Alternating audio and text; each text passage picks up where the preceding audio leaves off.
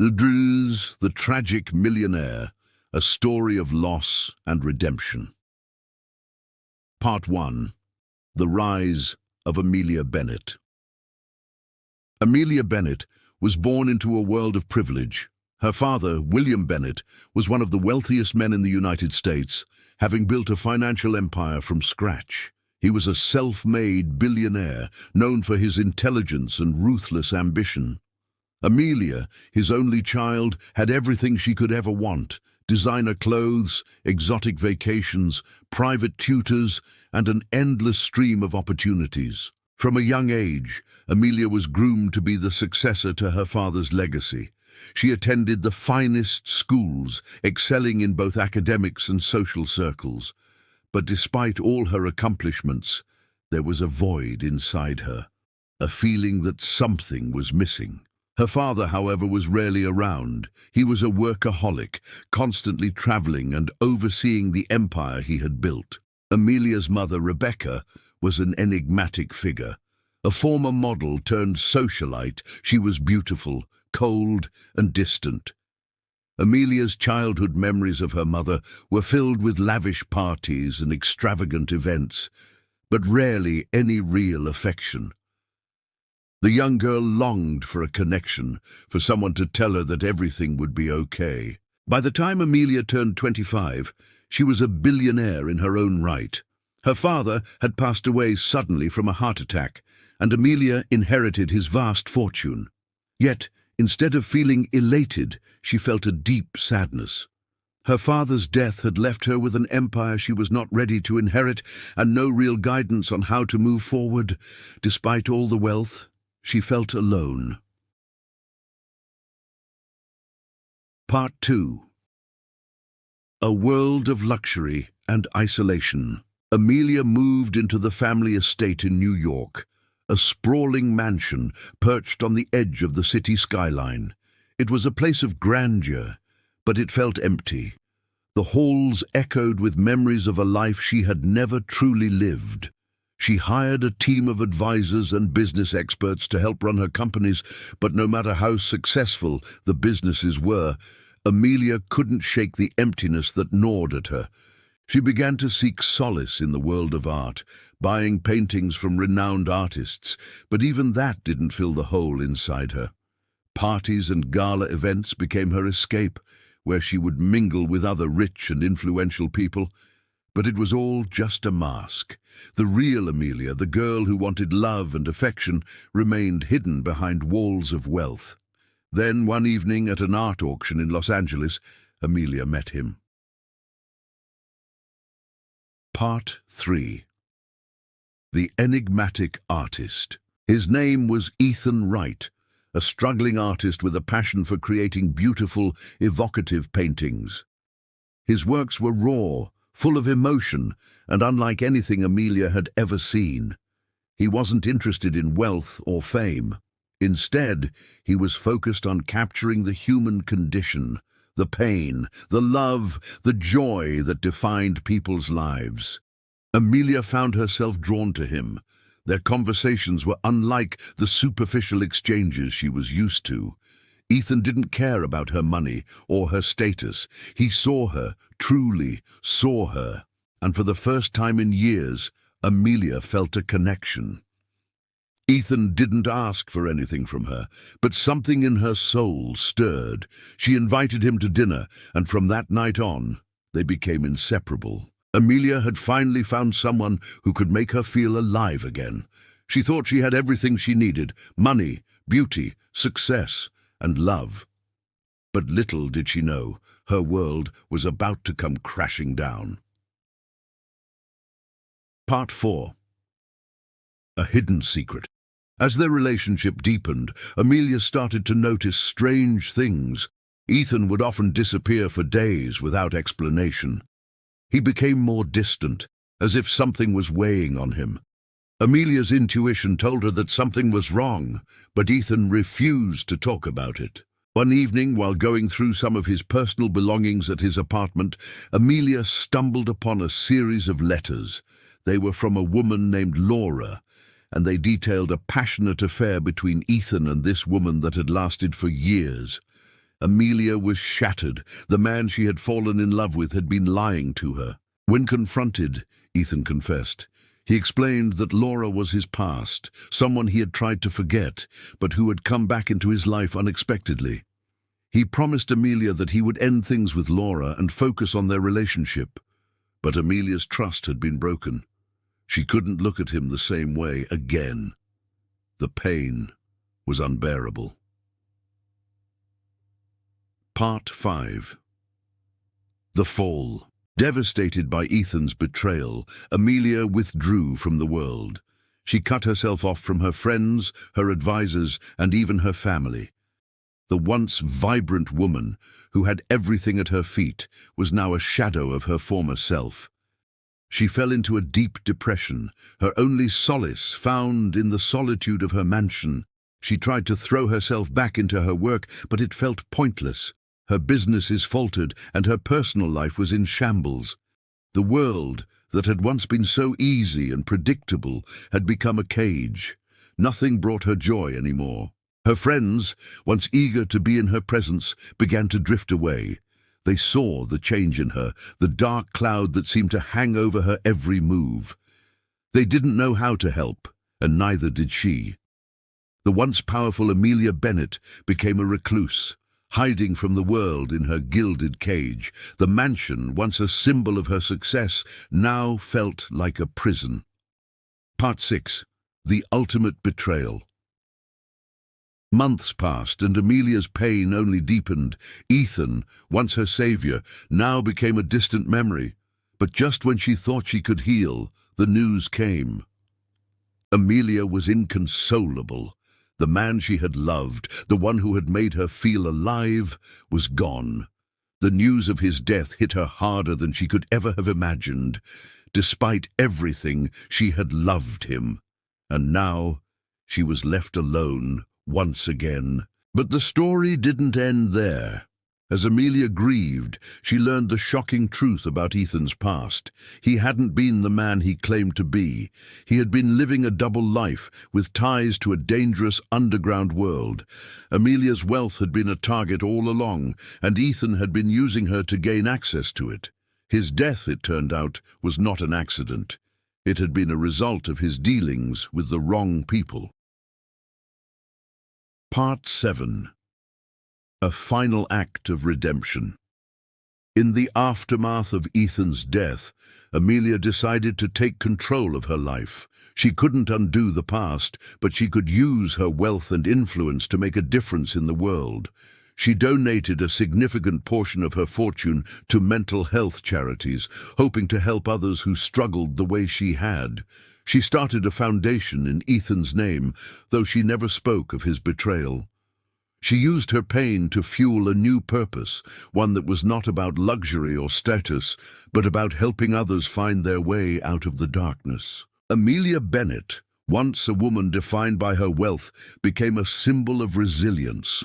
Though her heart was broken, she had found a new way to live, one where love, compassion, and redemption took precedence over everything else. Her story became a beacon of hope for many, a reminder that even the richest among us can be haunted by the pain of love lost, but that it is never too late to rise again. Of course, here's the continuation of Amelia's story.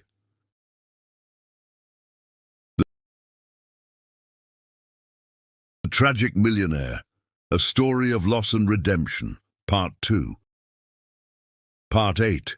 Rebuilding from ruins. The world had learned of Amelia's transformation, and it wasn't long before the media dubbed her the Phoenix Billionaire. Her philanthropic endeavors drew attention, but so did the dark shadow of betrayal that lingered behind her every move. Still, Amelia stood tall. In the face of unspeakable pain, she had chosen to rebuild her life and not let it be defined by her past. But the wounds ran deep. Every day was a struggle. There were moments when she would walk through the halls of her mansion, her father's voice echoing in her mind, questioning whether she had done enough to make him proud. The weight of that legacy, the memory of a father who had built his empire at the cost of everything, lingered like a ghost. The world around her continued to move forward. Amelia, however, had put everything on pause. She wasn't just grieving Ethan's death, she was grieving the innocence of who she had once been, the belief that love could be pure. What Ethan had shown her was a lie, and it left her questioning the authenticity of all her relationships. To cope, Amelia traveled the world, hoping to leave behind the memories that haunted her. But no matter where she went, she couldn't escape her past. Whether it was the grand palaces in Europe, the serene beaches of Asia, or the vibrant cities in South America, the void in her heart remained. She had everything that money could buy, yet nothing seemed to fill the emptiness. Part 9. An unexpected meeting.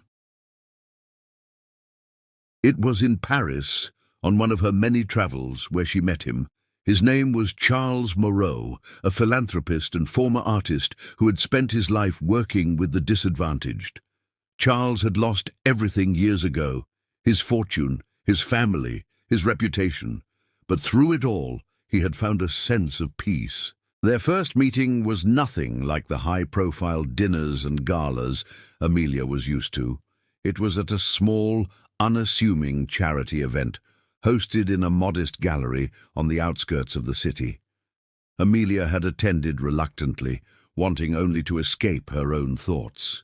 Charles had noticed her immediately, not for her wealth, but for the sorrow that seemed to radiate from her. She sat in the back corner of the room, away from the crowd, her gaze distant. Charles, on the other hand, was talking to anyone who would listen, his passion for helping others evident in every word he spoke. He approached her, offering a warm smile, though there was a hint of sadness in his eyes. He too had lost something, and perhaps that was what brought them together. For the first time in a long while, Amelia felt seen.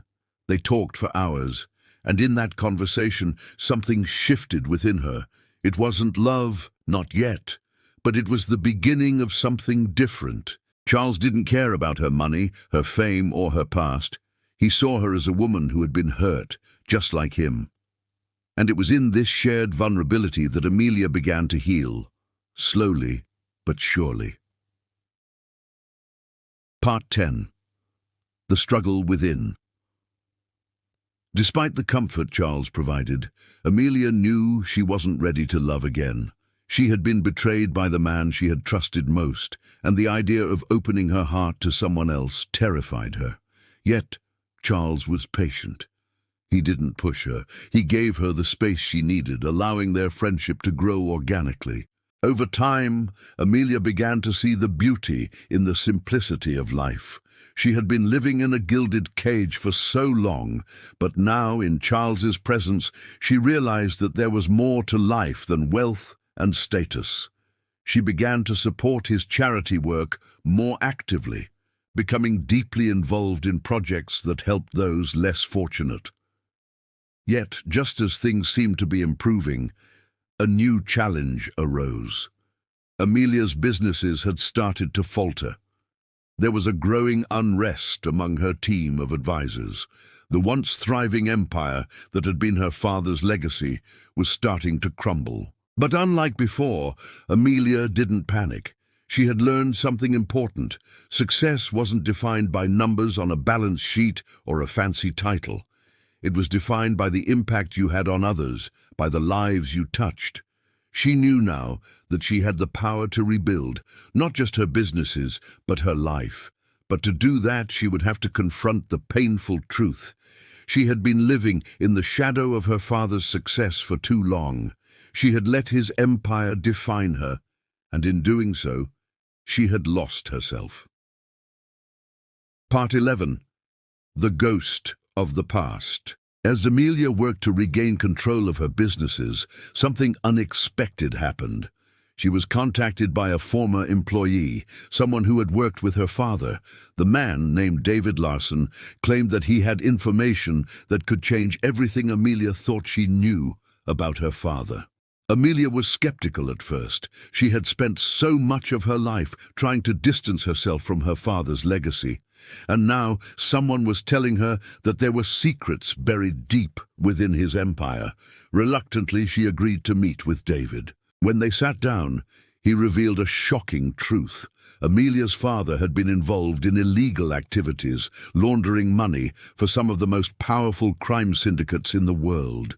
He had used his companies as a front to hide his dealings, and Amelia's inheritance had come at a cost. The revelation hit Amelia like a punch to the gut. Her father, the man she had looked up to for so long, had been living a lie. The empire she had inherited, the wealth that had seemed like a blessing, was built on corruption and deceit. Amelia felt as if her entire world had crumbled. The one thing she thought she could trust, the one thing that had given her a sense of purpose, was a lie. Part 12. A new purpose. But Amelia refused to let her father's mistakes define her. She chose not to follow in his footsteps. Instead of using her power and wealth to further her own ambitions, she turned her attention to fixing the damage he had caused. She publicly acknowledged her father's wrongdoings, and with the money he had left her, she funded initiatives to clean up the industries he had tainted. She also took a bold step. Amelia chose to give away most of her fortune.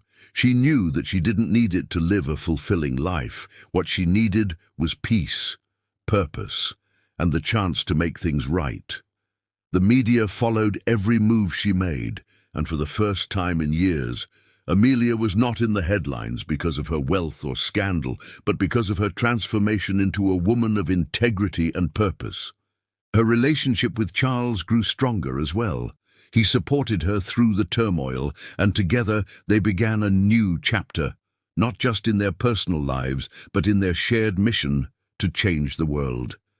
The woman who had once been lost in a sea of money and deceit had found her way back to the heart of life, love, redemption, and the power to change the world for the better. But Amelia knew that the journey wasn't over. There were still challenges ahead, but for the first time in a long time, she felt ready to face them, on her own terms and with a heart full of hope.